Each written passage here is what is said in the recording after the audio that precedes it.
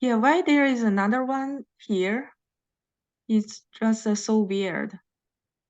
I'm not sure, but it's okay. Hello, everyone. Welcome. We're going to wait a few more minutes to let everyone arrive.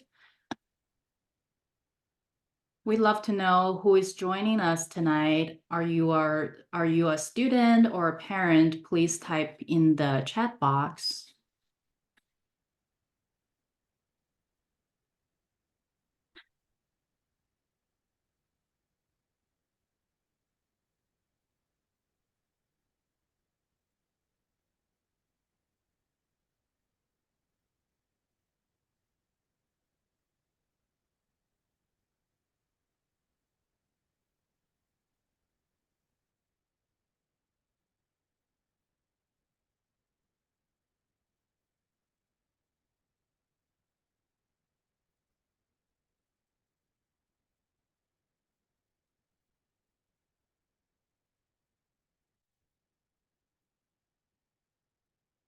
I see a few parents joining us tonight.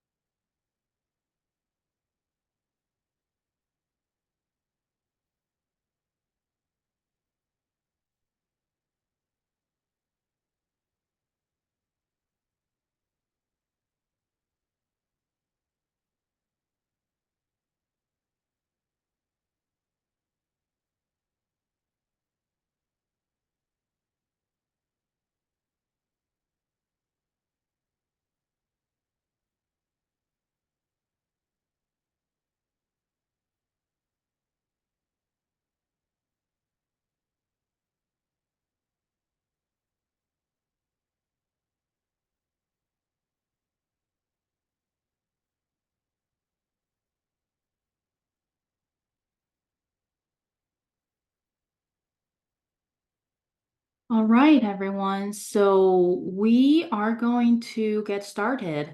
Thank you all for joining us to tonight's webinar, Crafting a Compelling Profile for Top-Tier University Admissions.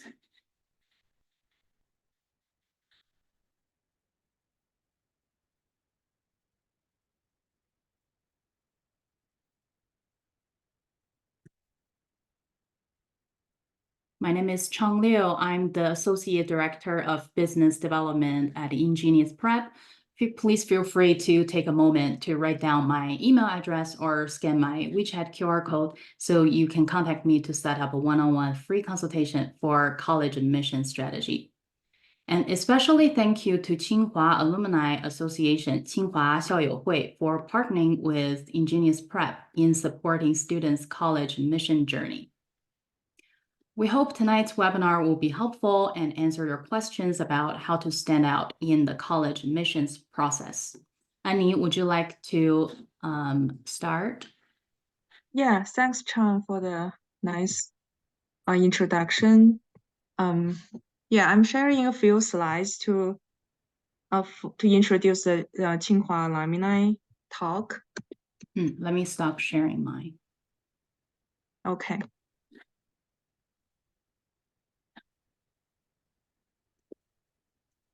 Tsinghua 校友会Tsinghua alumni TAB talks abbreviated for Tsinghua alumni in Boston.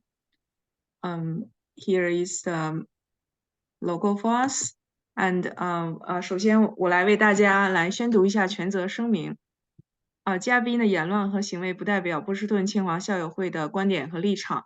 讲座音频、视频、文字等资料版权归波士顿清华校友会所有。未经任何人媒体不得编辑和传播。我们的清华校友会 TAB Talks， 如果你想加入自荐或推荐主持人，你可以扫右边的二维码，填写一个 Google Form，然后记录下有关的信息。如果你想关注TAB Talks 接下来的活动，可以扫描左边的二维码，上面会有 TAB Talks 的相关信息。我们还有一个微信群，这个微信群里会有以往的 Talks 的嘉宾。如果你会对今天的讲座有更多的问题，可以在这个微信群里接下来进一步的讨论。如果你不能加入这个TAB Talks 讲座群呢，你可以扫右边的这个二维码，添加波士顿清华校友会小助手，小助手会把你加到这个 TAB Talks 群里。那么今天我们非常荣幸与引知合作来邀请到 Nick 为大家介绍一些申请学校的技巧。那么现在就请刘畅来介绍一下今天的嘉宾 and get us started. Thank you. Thank you.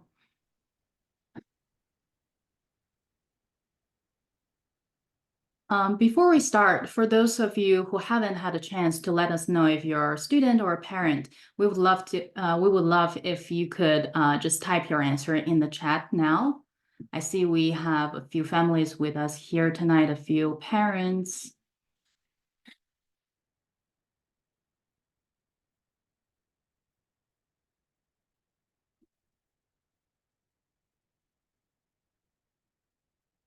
Okay, awesome. Now on to some light housekeeping. For tonight's webinar, please submit any comments or replies in the chat. Please don't use the raise hand feature. We won't be able to see it. Submit questions you have for the speakers in the Q&A session, and you can click the closed captions button to enable the feature. Today, we are very fortunate to have Nick Strohl with us. Nick is a former senior assistant director of admissions at Yale University. His wealth of experience brings invaluable insights into the world of admissions, and he has helped students gain admission to Brown, Duke, Dartmouth, Yale, Princeton, Stanford, Columbia, Cornell, and so many more. Here is what we'll cover today. I'd like to briefly introduce Ingenious Prep, who we are and what we do. Ingenious Prep is a leading college admission consulting company. Our company was founded in 2013 on Yale's campus. Our expert staff is composed of over 150 former admission officers and 75 graduate coaches across the top 30 US universities, committed to supporting students to achieve their dreams. Letting the results speak for themselves, in 2023 alone, our students received 86 Ivy League, 112 top 10, and over 400 top 30 universities offers. In 2024 so far, our students have received 41 Ivy League, 48 top 10, and over 163 top 30 universities offers, with 75% of our students admitted to their REACH schools and 97 of our students admitted to at least one REACH or target school. Leveraging Ingenious Prep increases students' chances by 7 times to get into top 10 universities.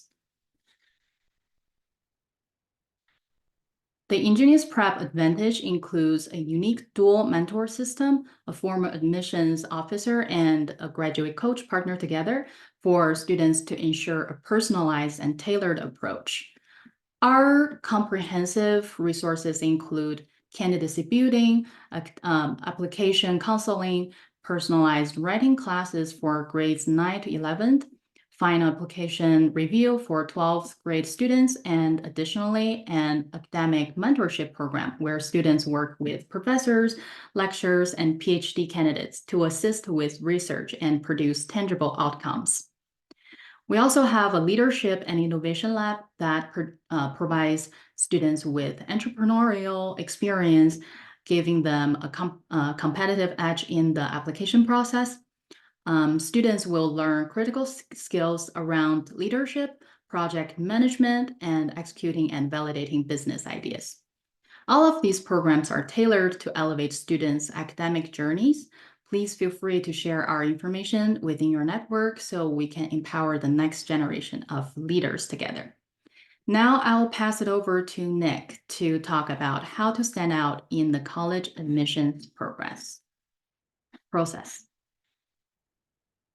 Thank you very much for that introduction. You can see here the rest of our agenda for this evening will be to talk about how applications are processed in an admissions office, as well as the critical factors to standing out in this competitive landscape. And then at the end, we'll discuss some admissions trends, including some data from this year and a case study from our work. But thank you again for that introduction. My name is Nick Strohl. As was said, I am a former admissions officer at Ingenious Prep. That is my title and my role here. And I've been working at Ingenious for several years, and I've worked with many of the graduate coaches and former admissions officers and other experts on the previous slides. I think that one of the best things about our work at Ingenious Prep is that we work as a team. As counselors, we work together to make sure that each of our students has the best knowledge and opportunities as they proceed. So I am typically at Ingenious, I typically work with a graduate coach on a team to help a student. Our slides have disappeared on the main screen here. If you'd like me to share my screen, I could. But let me share. Sorry. That's all right. I'll continue introducing myself just briefly. So I work. I typically work with a student with a graduate coach and a student on a student's case. As the former admissions officer, my job is to provide high-level strategic guidance to the student. So a graduate coach will be someone who may guide the student through day-to-day, week-to-week planning, maybe editing essays closely for applications. My job, in contrast, will be to provide that strategic guidance as the student works their way through high school and then finally is in the process of applying as a senior in high school. So I'll share some of that insight with you tonight. I'll talk about my experience working at Yale in the admissions office, as well as the way that we work with students here at Ingenious. So I look forward to speaking with you. Let's get started. I'll begin with discussing a little bit about what admissions officers look for when they read applications. And the process by which we read applications at Yale, which is a process of holistic review, is very similar to the way that applications are read at virtually every other top school. That is a process of holistic review, looking at every aspect of a student's application, and reviewing an application often more than once, usually several times, before it even gets to the admissions committee, where the final decision is made. So what are admissions officers looking for when they are sorting through a long list of very competitive and very compelling applicants? Well, first of all, they're looking for students with top grades and test scores taking a rigorous course load. In fact, probably the most important thing you can do in high school to prepare for admission to a top university is to take the most demanding or most rigorous course load offered at your high school, at your secondary school. One of the first things an admissions officer does when they review a student's transcript is to see, have they challenged themselves by taking the most challenging courses at their school, such as honors courses or AP or IB courses.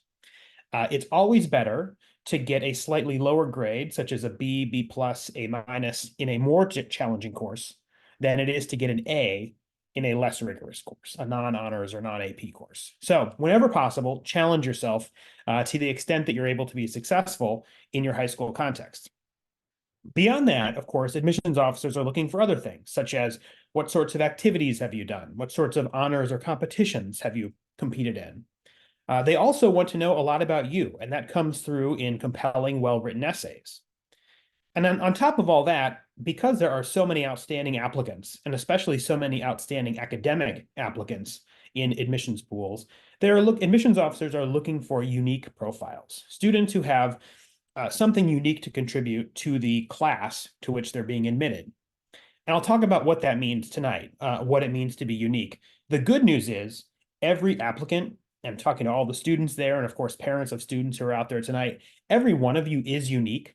The process is simply to find that uniqueness as you're putting together your applications and showcase it.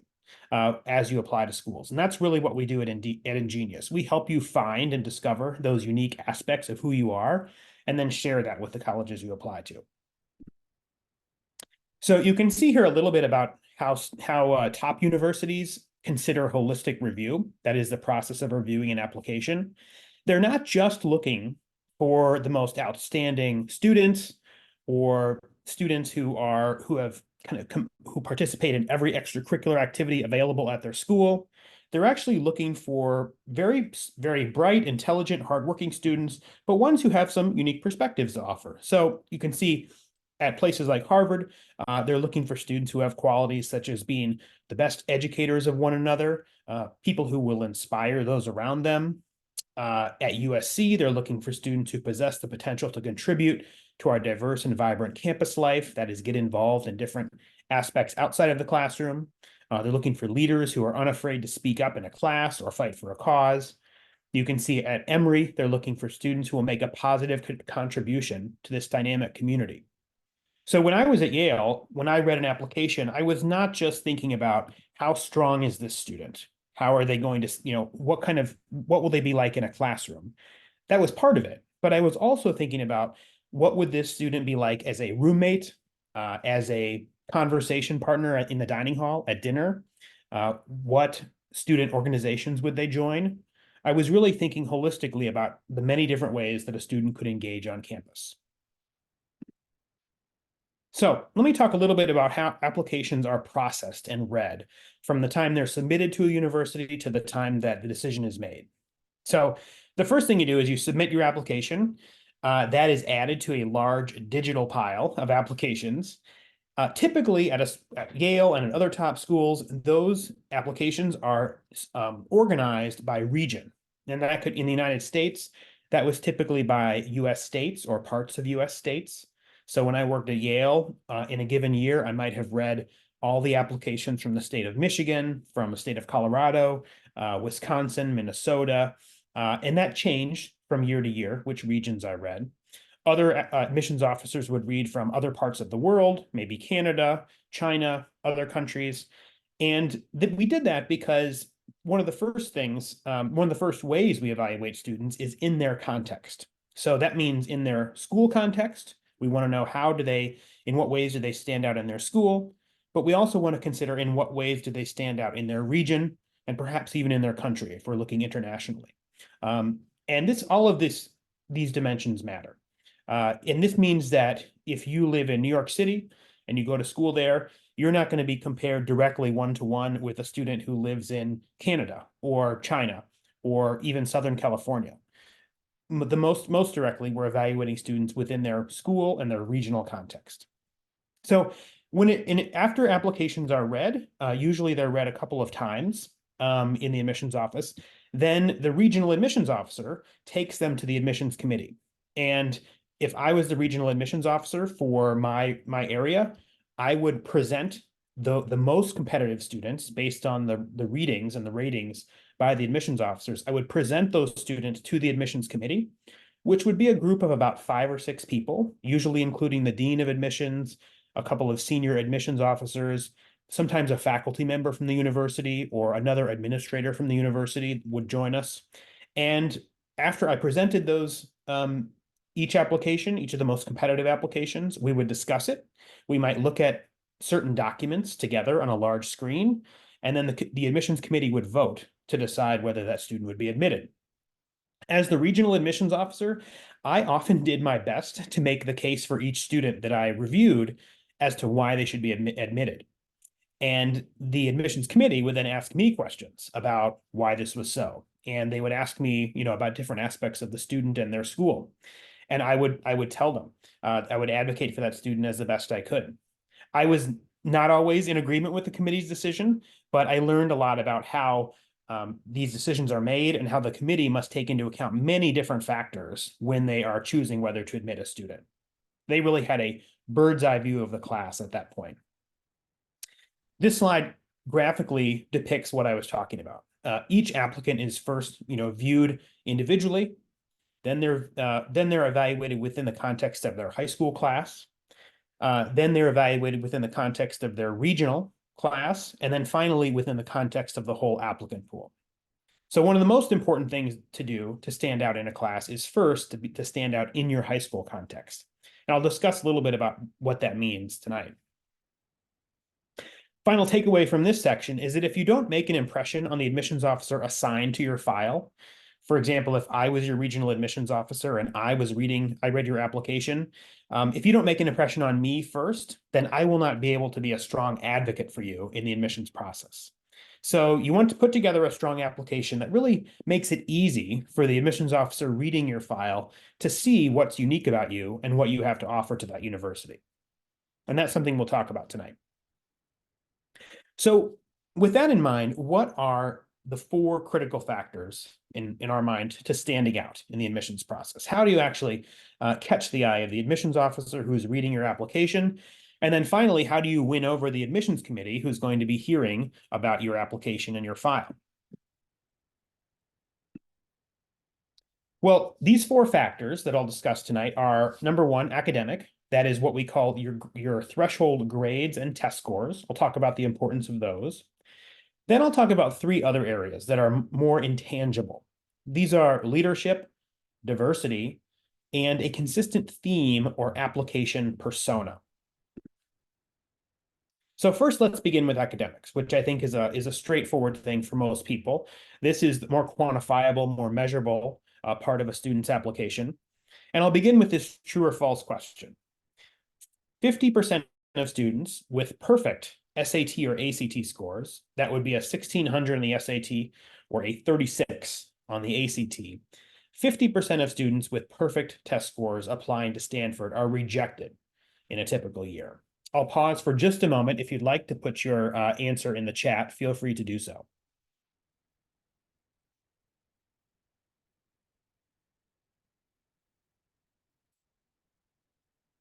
Well, the answer to this question, as I go to the next slide, it's a bit of a trick question. False, because 69%, actually more than 50% of students with perfect SAT or ACT scores applying to Stanford are rejected. Actually, more than that, 69% of students with perfect scores applying to Stanford are rejected. I think this was in a recent year. I'm not exactly sure which year, but this is fairly typical for a given year. What does this mean? What's the takeaway of this? It's not meant to scare you as applicants. Actually, it should be reassuring. What it means is that perfect test scores are not enough. And perfect test scores actually aren't going to impress the committee enough to make a decision to admit you. They're important, they're certainly impressive, and they would be a positive, but they're not enough. They are only evidence of a strong applicant, a strong academic student, which is really the first step to being in the final discussion. So what do I mean by the term threshold grades and test scores? Well, what I mean is that admissions officers are simply looking for students who meet a certain level of academic excellence. You don't need to be a perfect student. You don't even need to be the top student in your high school. You just have to be a clearly strong academic student. So as you can see here at a school like Yale or Harvard or Princeton or Stanford, in a typical year, we would get more than 2,000 students with perfect grades and standardized test scores in the applicant pool. But this number alone was larger than our entire freshman classes. So even if we admitted all of the students who met this criteria, that would be more than we could fill more than one freshman class. But that's not what we were necessarily looking for. We are looking for students who meet a certain threshold. That threshold is essentially students who are among the best in their high school. I think for a top 10 university, that's going to be certainly within the top 10% of students at your high school. Now, of course, most high schools do not rank. Some do. Many do not rank. Some high schools don't even give a GPA. But admissions officers get a clear sense of who the top students are in your high school, usually because they're reading multiple applications from the same high school, but also because they get a counselor report from your college counselor, which will include details and notes about what kind of student you are in the context of your high school, and they'll often include a letter, which makes it clear how you compare to your classmates. And so as long as you're one of the top students in your school, you don't even have to be the top one, and you're taking the most rigorous courses available, then academically, you're going to meet that threshold for grades. Now, for test scores, that's a little bit different these days because there are many colleges and universities, as you know, which have gone test optional. So not all applicants are submitting SAT and ACT scores. More on that in just a moment. But I think a good way to see if you are at the threshold for test scores is to see if your test scores fall within the median 50% range for admitted students at a top school. And this information can usually be found online for some schools. We have a big, database internally at Ingenious with this information because we track it and we collect it closely. But for a school like Yale, to give you an example, the median SAT score for a typical admitted student is about 1530. So that means that 50% of students who are admitted score above 1530, 50% of students who are admitted score below 1530.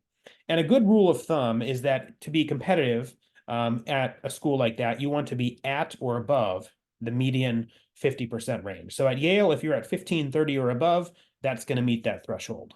Even if you're slightly below that, 1500, maybe even high 1400s, that doesn't mean you won't be considered. But the lower your score, the less likely it is you're going to really be among those top applicants. But again, if your grades and test scores are high, even if not perfect, that's all you need for that first step academically. One note about test optional policies, which I mentioned, almost every top college, as you know, since the pandemic has implemented test optional policies for incoming classes. That is beginning to change. In fact, we can probably update this slide for next time because Yale has reinstituted a requirement that students must submit SAT and ACT scores, or they can actually submit an AP or IB exam in place of that. So it's kind of a little bit different policy. But Yale has once again required standardized test scores of some kind. Dartmouth has done that this year. Last year, MIT did that. And there does seem to be an increasing trend, at least among Ivy League schools, of bringing back testing requirements. Other schools, I think top public universities like University of Michigan have announced that they're going to remain test optional, at least for the foreseeable future. So there's quite a variety out there. There's a bit of a divergence we're seeing in terms of test policies at schools. One of the things we do with students is we work with them to decide whether they should submit scores or not. And that's usually going to be made on an individual case-by-case basis with guidance from a former admissions officer. Some universities, like the University of California, are test blind. That means that they will not consider test scores, even if you send them. And so that's just something to kind of know about as well. So if you do not submit test scores or you're applying to a school which is test blind, then that's just going to place more importance on your transcript, your AP or IB scores, letters of recommendation, the rigor of your classes. I will say that when I worked at Yale prior to COVID, of course, and before these test optional policies, it was still your high school transcript was still the most important piece of academic information in your file. Test scores were always a secondary matter, and they could more easily be overlooked if you had a very, very strong transcript and excellent grades in your high school. So that's most important. So the final takeaway from this section, of course, is that great GPAs and test scores are not unique. Many applicants have excellent GPAs and test scores. That's kind of expected at top schools, so it's important to have them, but they're not enough to guarantee admission or to stand out. Now, to stand out, what you want to do is have attributes that meet these other factors that I'll discuss now. So let's talk a little bit about diversity and leadership. Diversity is crucial. This is something that by diversity, I mean something in your application which differentiates you from other applicants, especially other applicants from your high school and from your region. And diversity can be anything special about a student, which will help him or her contribute to a unique perspective to the classroom, on campus, or even as an alum. So some kinds of diversity, which we're talking about, might be immutable, right? Things you cannot control. Race, ethnicity, religion. These can certainly be something you can discuss, and you're welcome to discuss in an application if they're important to you in an essay, or perhaps in an alumni interview or college interview of some kind. These are certainly valid forms of diversity, which colleges would love to hear about, again, if they're important to you. But there are also many other ways to stand out and to contribute a unique perspective. That could be through a unique academic interest, If you are someone who truly has experience in a very specific specialty or less commonly studied field, maybe marine biology, Russian literature, classics, linguistics, then you could be someone which could stand out, because there aren't many high school students who have experience in some of these very unique fields. Now, that doesn't mean that you can simply write any college major on your application. You know, if you can't just check marine biology if you've never studied marine biology or done anything to learn about it. You have to actually have your experiences in high school back that up. So that's one of the reasons to perhaps start planning with a college counselor as early as 9th, 10th, or 11th grade to start developing those interests and finding those unique interests earlier, before the 12th grade, before you get to 12th grade, so that you can actually have experiences on your resume to back up that unique profile. Other things which help you stand out might be an unusual or uncommon activity. I definitely have worked with students who've done some really cool things, who've started their own business, who've started their own nonprofit, usually with just a great idea that they had or that we developed together. And then as counselors, we help them step by step to make those ideas into a reality, whether it was starting a business or a club at their school or an organization. You might also have a diverse background. You know, I work with many students who speak multiple languages. They actually initially don't think that that's very unique, because perhaps where they come from, that's commonplace, but it is something which can certainly be a unique asset in the applicant pool. And if it's something, again, that's important to you, you should discuss it in your application. Other ways to stand out, of course, are through uncommon achievements and things like writing research papers, developing a patent. We've had students do this sometimes after they've done an academic mentorship with us, after they've worked with one of our experts in an area of interest. And I'll talk a little bit about that later when I discuss our case study. So let me show you a little bit about what this looks like in reality. So let's do a little bit of a group exercise and pretend that we are admissions officers at Stanford, which is one of the most, I'm not sure if it's the most, but one of the most selective schools in the United States, certainly up there. So we reside in beautiful Palo Alto, California, and we received the following 2 applications, and we can only admit 1. Now, I will say before we do this, this is a bit of an unrealistic exercise, in the sense that admissions officers almost never compare 2 applicants 1-to-1 and then choose one to admit. It's a much broader process than that.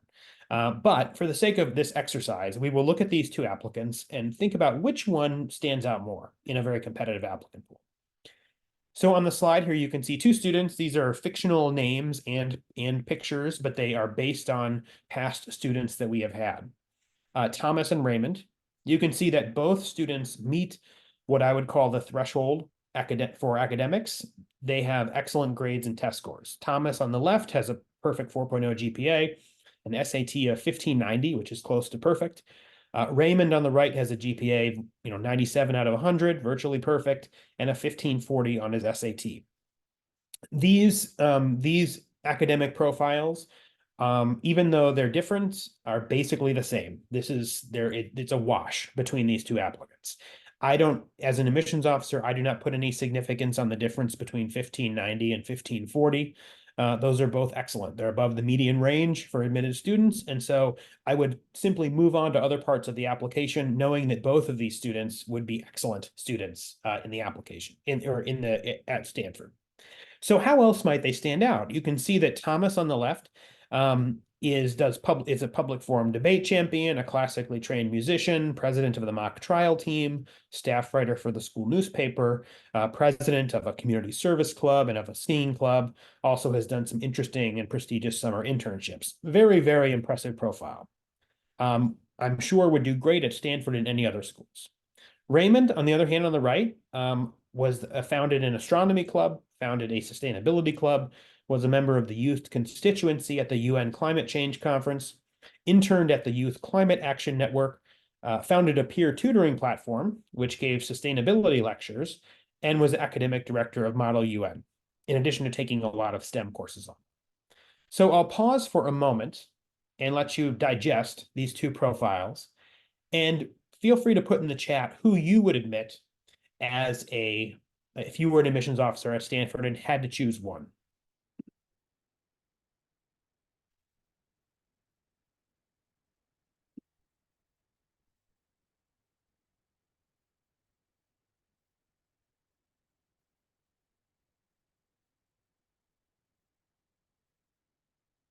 Okay. Seen a couple of votes, several votes for Raymond, one for Thomas. I will say that you can't go wrong. There's almost no wrong choice here, right? Because they are both extremely qualified. I will say one way in which this exercise is quite realistic, and thinking back to my experience at Yale, is we would have to make painstaking decisions sometimes about whether to admit an applicant. And many of the students that we did not admit, we wished we could have. There were so many excellent applicants that it's extremely difficult to have to say no to so many of them. So that is one realistic of that exercise, because both of these students are deserving to get into Stanford. Both would do excellent in Stanford, but they couldn't admit everyone. So in this case, the student who was admitted to more top universities was Raymond. I saw several votes for Raymond in the chat, one for Thomas. I'm sure Thomas got into an excellent school, but Raymond was the one that stood out. Now, of course, there were we did not see these students' whole applications, right? We only saw bullet points summarizing their applications. Other things that we didn't see would be teacher recommendations. We didn't see their essays. We didn't see many other things that would really fill them out as individuals. But Thomas stood out more, and I think there are some reasons for this. So if we go to the next slide here, we can see that why did Raymond get in? Well, Raymond, like Thomas, had great GPA and test scores. That was something which was quickly determined. We will see, however, that Raymond had unique passion and achievements. If we go back, I'm going to go back actually to this previous slide. And I apologize if you can hear the dog barking in the background. We have a package being delivered. We can see here on the right, Raymond has a unique theme going through his application. You can see there's a clear theme of sustainability and interest in environment and climate, several activities that are aligned in the same way. On the other hand, on the left with Thomas, he's a leader of a lot of different clubs and has many talents, but it's hard to see a common theme between those. That would be something, if I were an admissions officer, I would be looking for in the personal statement or other essays to understand how these different activities fit together. What is it that really Thomas is passionate about? That's not clear from this bullet point. On the other hand, it is Raymond's passion is clearly delineated. This sort of this focus on climate and environmentalism. The other thing that's impressive about Raymond is he's the founder of several different activities. That's a little bit different from someone who's just the leader of pre-existing school activities. Founding an activity with the caveat, with the qualifier that you're founding a successful organization that people actually come to and will endure is more impressive. Starting your own club and as opposed to just taking the leadership role of another. So those are a couple of things that I think helps Raymond stand out.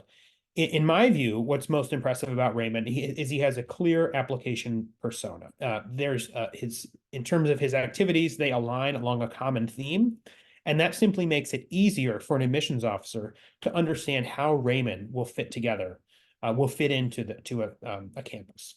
I see a good question in the chat, or a good comment in the chat saying, yes, Thomas might be called more well-rounded. Well, that could be true. Thomas may be more well-rounded, but keep in mind, that's not necessarily what admissions officers at top schools are looking for. Being well-rounded, that is talented in many areas, is very impressive, and that will get you into many top schools. Many schools in the top 25 or 30, being a strong, well-rounded student, that will be great. But at really the top 10 universities, you do need that clear kind of unique theme to help an admissions officer figure out how a student will contribute on campus. And so if helping with a student like Raymond, you could easily envision him getting involved in environmental activities on campus, climate change activities, becoming a youth activist in that role, also someone who started his own activities. So it's just easier in that sense for an admissions officer to see how Raymond would make an immediate impact on campus. But again, that's not to say Thomas isn't a very appealing applicant as well. So let me talk a little bit about what I mean by that application persona, which is the fourth critical factor to standing out. The application persona is a term that we use at Ingenious to describe the main theme or set of themes which comes through in a student's application. The application persona is something that we develop with students we work with as early as we start thinking about it with the student as early as 9th, 10th, or 11th grade, whenever they start working with us. And we finalize it just before they apply. So really the summer after 11th grade, we finalize and fully develop that application persona. And what that is essentially a kind of internal memorandum that we write. That is, what is a sentence or phrase which captures the unique attributes of this student that we, the admissions team, is going to try, and the student is going to try to make clear on their application. So the application persona, as you can see here, it's a common thread that ties together your whole application. It helps the admissions officer understand who you are and how your activities fit together. And it serves two purposes. It helps you to make you, the applicant, be more memorable, and it also helps you make the case for why you should be admitted. So I'll talk a little bit about what that means. What makes an excellent application persona? Well, again, uniqueness, something that's going to be a little bit different from other applicants.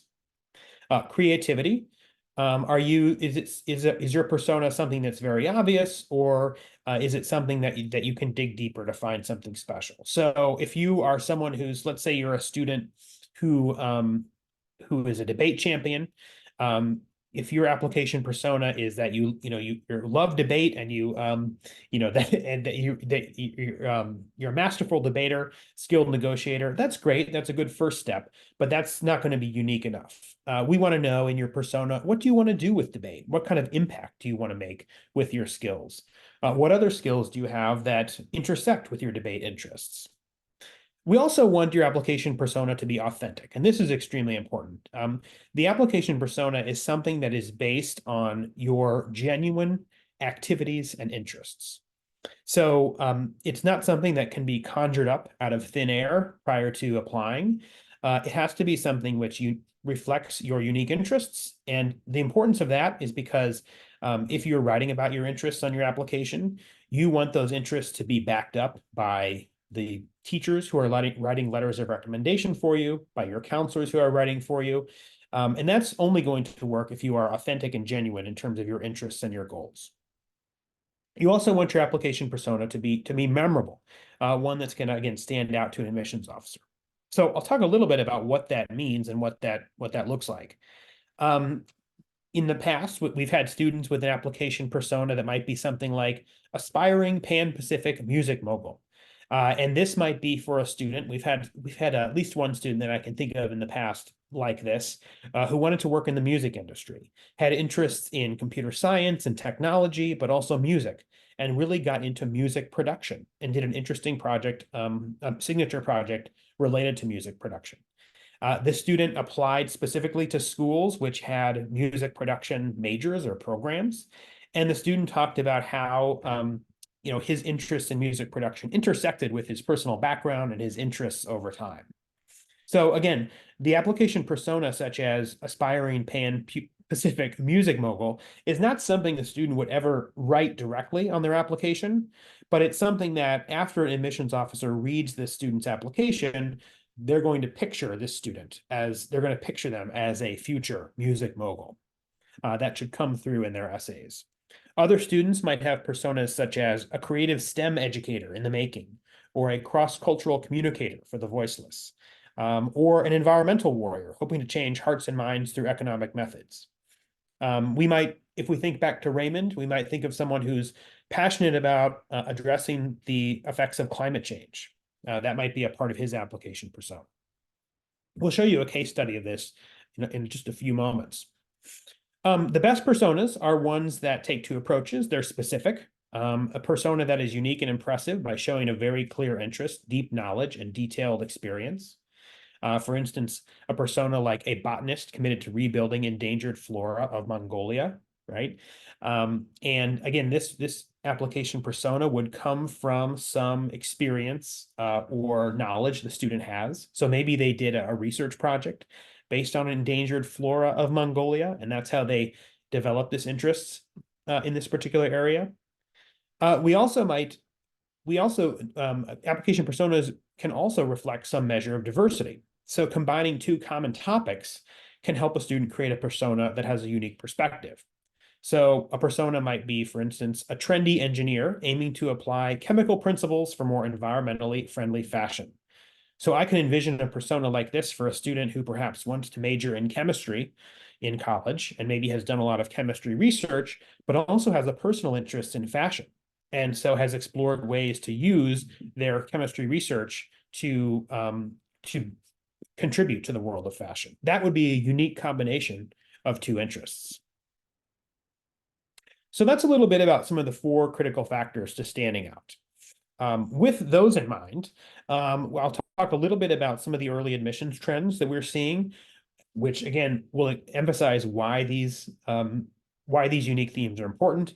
And then I'll talk about a case study from our work in Ingenious to show how these different help a student flesh out these different interests and develop a unique application persona. So to begin with, what were some trends in this year's early admissions cycle? Well, looking at just from this year, we can see that there at most schools, we can see the number of applicants has gone up in the early applicant pool from this, that is comparing this year, 2023, 2024 with last year. Harvard was one difference. They actually, you can see actually a couple of schools, Harvard and Brown went down a little bit in terms of their early admissions numbers. Other schools went up quite a bit. So Yale and MIT, Yale had almost a flat increase. MIT's went up modestly. You can see, however, Duke and Dartmouth went up a lot in their early pool. So there's some different things going on at different schools that reveal the convergence of some different trends. You can see here's some early admissions trends in terms of acceptance rates this year compared to last year. You can see in terms of the biggest differences, a lot of them held fairly steady. A school like Yale had a 9% early admissions rate. That is for their early action program this year versus 10% last year. You can see Duke had a lower early acceptance rate this year. That is in part because their number of applications went up so high. And you can see Dartmouth was similar as well. There is a difference between some of the early programs at these schools, as you may know. So schools like MIT, Harvard, Yale have early action programs where if a student applies November 1st for the early round, they are not bound to it. If they're offered admission, they do not have to attend that school. They can continue to apply to other schools. So it's a non-binding admission offer. And then other schools like Penn, Brown, Duke, and Dartmouth, they have early decision programs where if a student is admitted early, they are bound to attend that school. And you'll find, I think, that early decision schools that offer early decision, they are going to have higher early admission rates because they know that if those students they admit are admitted, they have to come to the school. So applying early decision will give you a little bit of a boost at that particular school.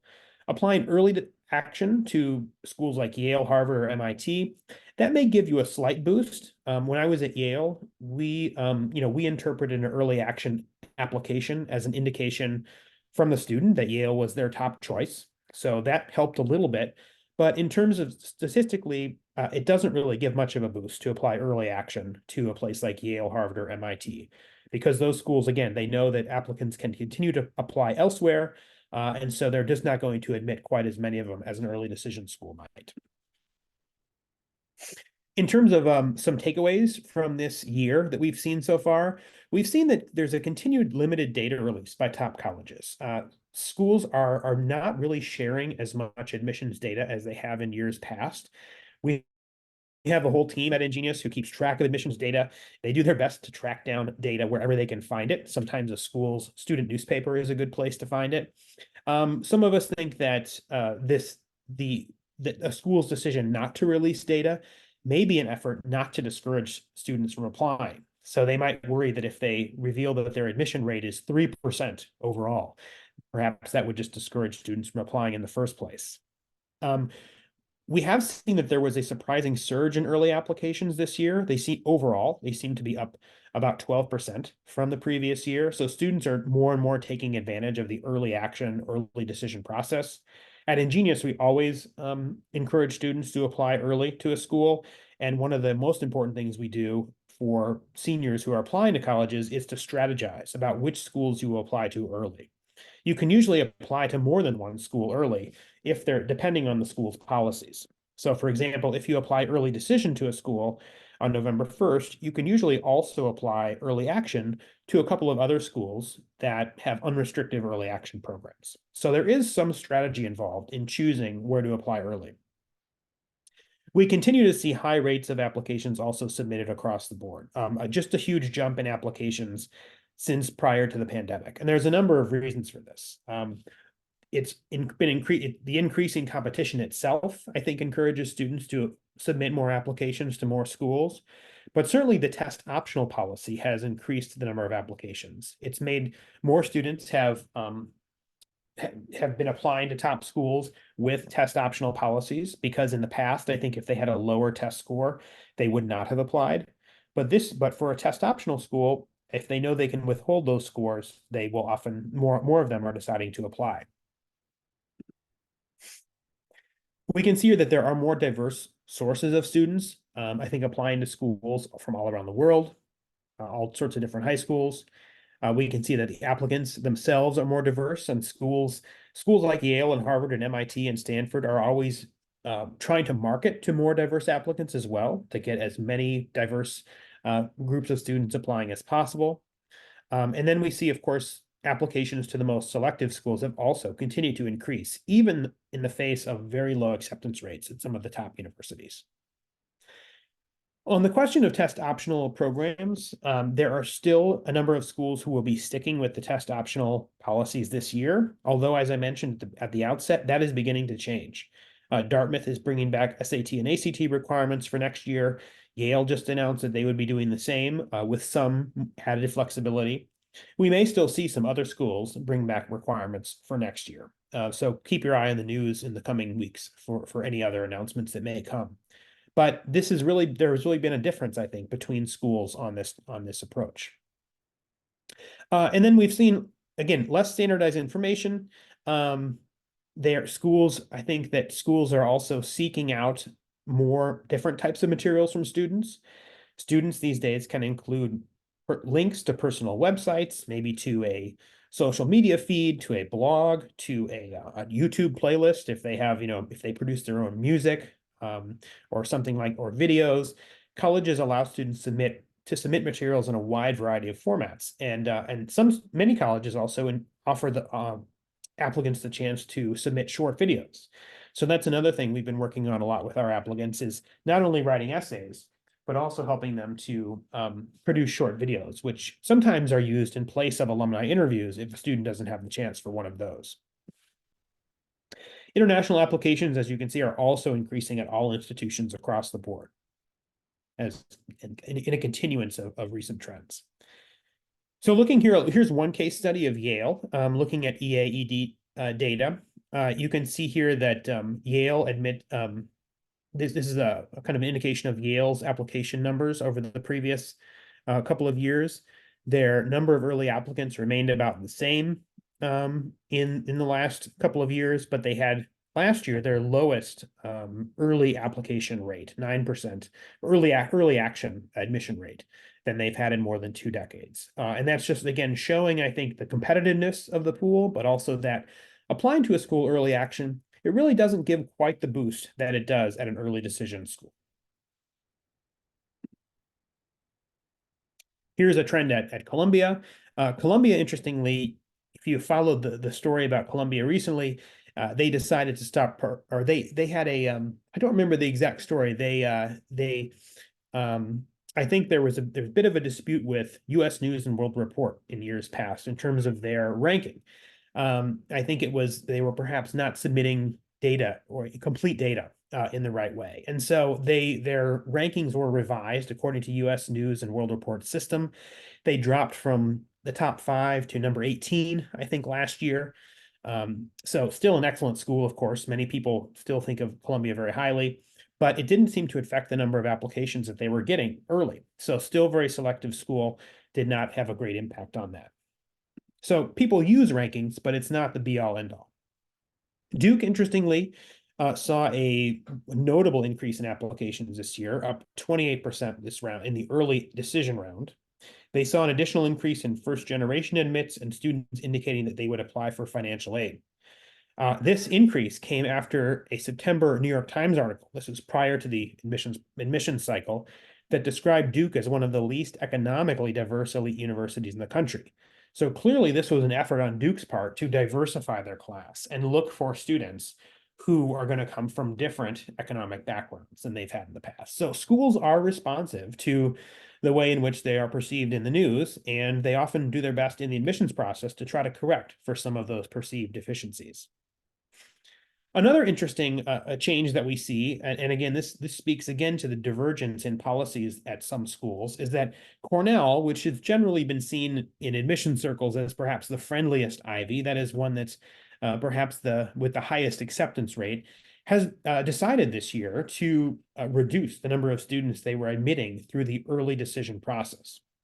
And so they made a conscious decision to admit fewer students early decision and more of them in the regular decision round. So that really dropped their early decision rate this year. And that's something that I think that a lot of people noticed in this particular year. Give me just a moment here. I've got a cat in the room, just making sure that it's not meowing too closely.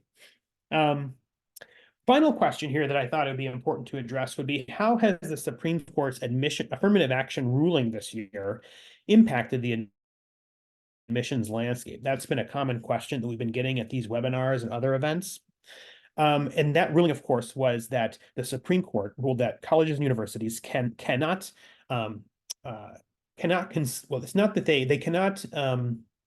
use race as a preference. They cannot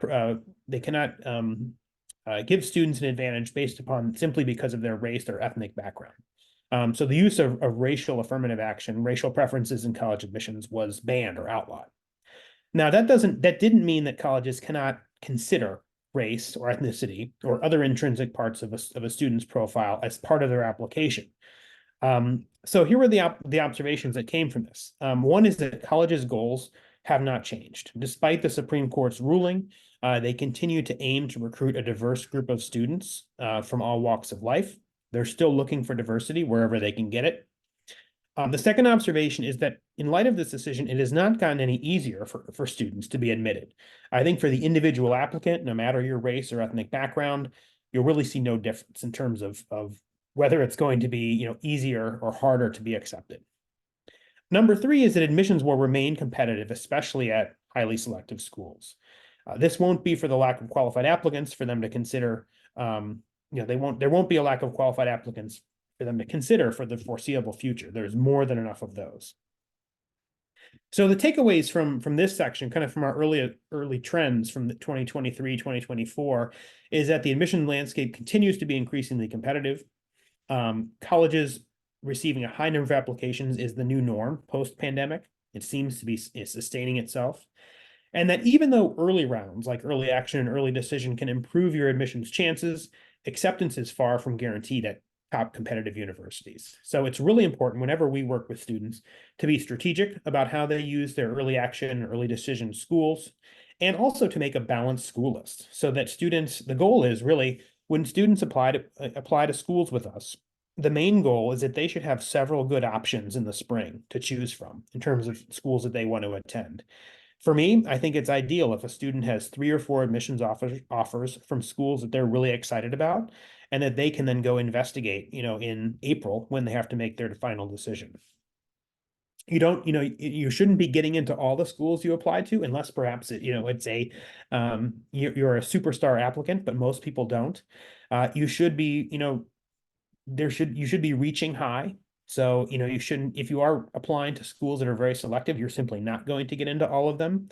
On the other hand, you should have schools that you're excited about that are selective, but are not maybe the most selective on your list, so that you have a number of good options to think about. Let me just conclude here with a brief case study of one of our students and how we've worked with this student to help them develop their application persona. This is a real student from recent years. It's not one that I worked with personally. It was a student who worked with these counselors and graduate coaches on our screen, a former admissions officer, a graduate coach, and a program manager. This is usually the three counselors who are assigned to work with a typical student as they work with us at Ingenious. So this student, we'll call him Anders, joined Ingenious in 10th grade. He attended a U.S. private school on the West Coast. You can see here the student had excellent academics, top GPA, test scores, APs. Their areas of interest were STEM and also fencing. The challenges that this student faced was that STEM itself, that is science, technology, and engineering and math, is a very crowded applicant pool. You know, lots of students are applying for STEM fields, lots of strong students. This student also had extracurriculars, which were, while they were impressive, they lacked depth, community impact, and leadership. And they balanced fencing training with heavy coursework. And so this student really needed to develop a unique perspective and a clear strategy as they moved through 10th, 11th, and finally through 12th grade. So what did we do with them? Well, almost the first thing we do with just about any student when they start with us, but especially students in 9th and 10th grade, is to explore their interests. Even if a student comes to us and says, I'm interested in X, Y, and Z subjects, then we want to really talk with that student to learn more about those interests. And we also want to introduce them to other subject areas, topic areas that could be combined with those interests to lead to a more unique application persona. Sometimes we do this through recommended reading lists, through helping students find and take online courses in advanced topics. We help them investigate social issues of interests. So for example, if a student comes to us with an interest in science, but also maybe who's passionate about the environment, we introduce them to issues in environmental science. And this could help a student find a unique activity to get involved with to learn more about it. We also propose competitions that students can participate in, not simply to win awards, because awards in and of themselves aren't the most important thing on most applications, but I think that good competitions are ones where the student can learn something and sometimes develop a unique product, such as an app, for example. The competitions on this screen are the Congressional App Challenge and the Cyber Patriot Challenge, which are competitions to create an app. And doing so is often something that won't just win you an award, but also can give you a unique accomplishment to include on your application. So this student really liked computer science, coding. They also developed an interest in helping people with disabilities. And so the application persona that they ultimately developed was a talented and recognized coder using computer science to assist people with disabilities. They developed this application persona through doing an academic mentorship with Ingenious, which is one of the key components of all of our counseling packages that was mentioned at the beginning. An academic mentorship is a small group or one-on-one experience with an expert in a field. You can see here's an example of the person this student worked with, a computer science professor at Georgia Tech, who helped this student research and write a research paper. Many of the students who do our academic mentorships, we encourage them to submit their articles to high school academic journals for publication. This in and of itself is an impressive accomplishment, simply writing a paper and submitting it for publication. In addition to working with the mentor, students also have a TA, a teaching assistant, who works with them to help them write the paper based upon their research with the mentor. So there's two levels of support through this process. This academic mentorship is usually the way that students develop a deep interest in a future major and also really take it to a new level, which they're able to do research which shows an admissions officer that they really know something about the field that they want to study in the future. Now, what we try to do, as I mentioned before, is combine a student's academic interests with their other personal interests or other interests in social issues. So this student pursued two different signature projects. Signature projects are essentially unique personal projects that a student does that showcases their interest in some way. And sometimes students do more than one. In this case, this student worked on exploring the commercialization of coding skills to students from low-income families with neurodevelopmental disorders. So he founded an organization for STEM and business training incubator programs for low-income and middle and high school students, guiding students in research and exploratory projects. So basically trying to spread access to coding, to technology training to students who might not otherwise get it. The second signature project was creating a web-based screening for neurological disorders using machine learning and AI. There's, of course, many things that you can do these days, many exciting things that you can do with machine learning and AI. These are actual majors now at many schools. They're very popular, growing fast in terms of their enrollment. So this student did a literature review of research papers to learn about biomarkers of this disorder. They used machine learning to diagnose the disorder at an early stage, and they created a web-based screening tool for early detection. This is a pretty unique and in-depth project for a high school student, I must say, but it's made possible because they were able to do research with an academic mentor, and because they really took all of our suggestions to heart in terms of learning as much as they could about a certain field. So for a motivated student who really, works hard with the resources available to them, and with the guidance of our counselors and our expert scholars, can really do a lot, and do a lot more than even a typical high school student can. The other aspects of the candidacy building process is that we work with students really on all aspects of success at the high school level. In this case, we help the student just kind of stay organized, organize all their tasks, set goals on a regular basis, think about how to manage their GPA, how to balance the difficult challenge they had in front of them, both in terms of their academics and their fencing, and also create an individualized strategy to meet their goals. Because a lot of the projects that this student pursued, they were multi-step projects, multi-month, even multi-year projects, and that requires a lot of planning. It's not something, if you're the type of student who likes to write your papers at the last minute, the night before a test, that's not going to work for a lot of these signature projects. They require careful planning with your counseling team in order to get them done and see them all the way through. During the application process itself, we help students think about what they should write about for their personal statement essay, their supplementary essays. In this case, the team brainstormed with the student to write a personal statement about a volunteering experience in a special needs school. And this really showcased that, this is really where they showcase their application persona, connecting the dots for the admissions officer by showing how their interest in a social issue, that is working with people with disabilities, came together with their academic interests in coding, and how those two things come together to support, their future goals and interests. And so in addition to the personal statement, we help students craft their activity list, which is basically their resume of activities, academic and extracurricular activities that will go on the application. That activity list, once again, emphasizes aspects of the student's application persona, making it clear that there's someone who's interested in their coding in computer science, but also in community service, and also highlights their exceptional achievements in many areas, such as in fencing in the student's case. Finally, we help students choose majors, or perhaps combination of majors in some cases, which fit their interests. In this case, this student is not necessarily unique because they're interested in computer science. There's many computer science majors, but what makes them unique is the way that they use computer science to help others. And that was through, in particular, helping students with neurodevelopmental disabilities.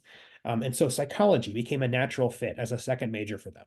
So this student was not just a computer science major, not just a psychology major, but really someone who clearly was going to major in both particular fields, which made them more unique than the typical applicant of just one of those fields.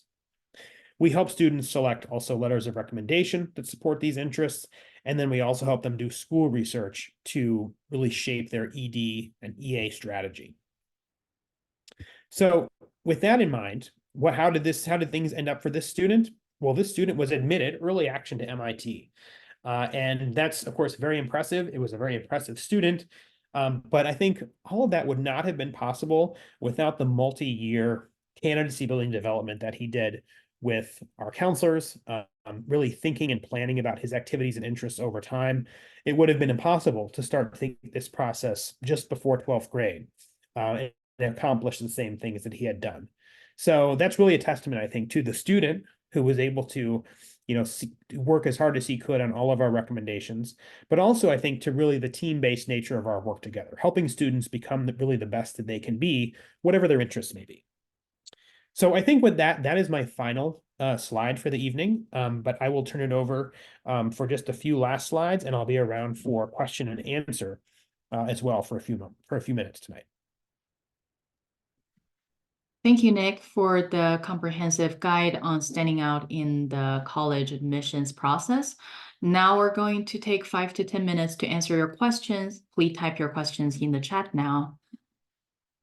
And we do have one question I saw is in the Q&A chat here. Our high school does not rank students. They don't tell us what percentage students fall in either. There's grade inflation, so many students got high GPAs. How do admissions officers differentiate students in terms of their academic performance?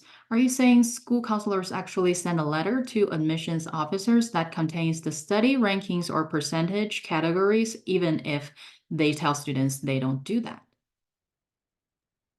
Yeah, a good question. It's true that many high schools are like this. They don't rank the students. They may not even calculate GPAs. And you're correct that there's many high schools where there is massive grade inflation. And so at first glance, it can appear that students look quite similar.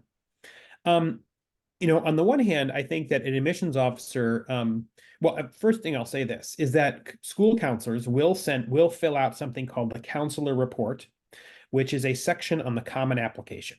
And if you're interested in what that looks like, you can go to the commonapp.org and look at different examples of the sections. So you can look at the student's application portion. You can also look at what a teacher recommendation form looks like, and you can also look at the counselor report. And you'll see that the counselor report has a series of checkboxes and questions for each counselor to fill out. One of them will be about how demanding the course load is that the student took. And then counselors are invited to write a letter. Most of them will, especially at a top high school, they will write at least a page-long letter describing the student and describing the course of study that they took in their school. Usually the counselor will be upfront and straightforward and say that this student, is one of the best students we have in our class. They may really, they do their best to make it clear to advocate for that student if that student really is one of the best in the class. The admissions officer will take that information into account, what the counselor says. They will also, if there's many applicants from one high school, they will be able to compare transcripts. If at a school where everyone's taking the most demanding courses and getting similar GPAs, then I think the admissions officer will simply know that those are all very strong students, and they will move on to other parts of the application to decide who actually stands out, to look at the extracurriculars and other aspects of it. So good question. Thank you for that question. Thank you, Nick. And another question here is, why do you have so many more MIT offers than other top schools like Harvard, Stanford, Princeton, or Yale? That is a good question. I think you may be referring to just at Ingenious, we have had a lot of success recently, I think, at MIT in the last couple of years with people being accepted there. I'm not sure. I'm not sure that I can give a precise answer to that. It's a good question. I think that we know, for each school, whether it's MIT or Stanford or Princeton or Yale, we have admissions officers who have worked at all those schools. And so we do have a general sense of what those schools are looking for. And that does help us to guide students towards schools which we think are the best fit for them. So for example, if I worked at Yale, I have pretty good knowledge of Yale. But the nice thing about Ingenious is I have colleagues who worked at Chicago, Brown, Harvard, almost all the other top universities. And if I'm working with a student and that student has a question about Stanford, that I cannot answer, I could ask a colleague for that. And so I think that that's perhaps a testament to the fact that, we do our best to guide students to the schools which are the best fit. I'm not sure what to make of why we've had more success with MIT over other schools. Perhaps it's an indication of students working with a lot of STEM students who are interested in MIT. I think that's probably an indication of it. MIT is a great fit for a student who really loves engineering, technology, and other STEM fields. So if we have a top student in that area, we'd probably suggest that they apply. So I think school fit is always going to be most important to success. One of the most important things for success at really the top schools. Right. And we understand preparing to get into students' dream school could be overwhelming for parents and students, and that's why we're here to support you. Please let us know if you would like a free consultation with our admission experts to support your students for college admission success. I'm gonna do a poll here, so you can let us know if you would like one-on-one free consultation.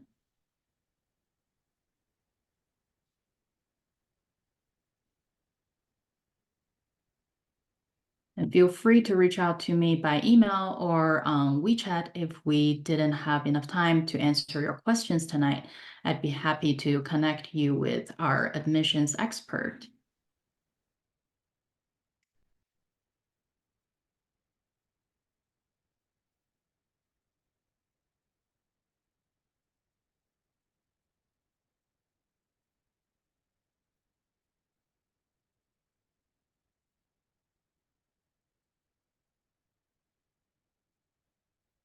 Thank you for people who answered our poll. And again, please share Ingenious Prep information with your family or friends if you found the information in this webinar helpful. And we hope to see you in the next webinar.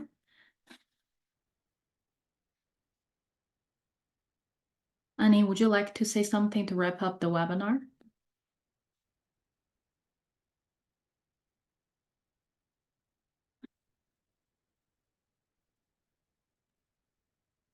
Oh, sorry, I was muted. I was thank you, Nick, for the amazing webinar. Yeah, I would like to share my screen again, if you don't mind, to share the QR code for WeChat group. Okay, I'll stop sharing my screen. Okay. Yeah, so if you find you are interested in the type talks in general, please scan the QR code. I'm sorry, it's this slide. Please scan the QR code on the right to add admin of the Tsinghua alumni assistant, and this assistant will add you to the type talks WeChat group, and we can continue our discussion in this WeChat group. I will also invite Chang to this WeChat group and for any of the following discussions on the application of top tier schools. I believe that this webinar is recorded, so will you share this link with us, and we will upload to the official alumni YouTube channel, so people all can have access to that if they didn't make it to tonight's webinar. Mm-hmm. Yes, 100%. I'll send it to you, and then you can distribute to the TAB Talks groups. Okay, that sounds awesome. And thank you, Nick. Thank you, Nick. Everyone. Have a good night. Have a good night. Bye, everyone. Thank you.